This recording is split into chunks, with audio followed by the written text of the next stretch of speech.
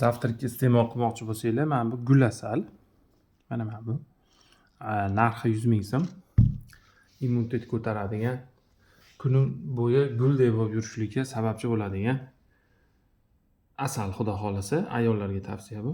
Mana bu badankalarning nomi, hozir aytaman. Esimdan chiqib qoldi. Bashkiriya asali. G'adur-budur qumaloq asal. Tomoqni qirib o'tadiganlar, so'raydiganlar uchun o'shalarga 80 ming so'm 1 kilosi. Mana bu tog' asali, suyuq asal. 150 ming buni kilosi. Keyin o'chaq cho'pon mana yashirinib turgan. Asal bo'ktirilgan 200 ming buni 1 litri. Keyin misorovkalik bor mana. Misorovkalik bor, bu ham 200 ming so'm.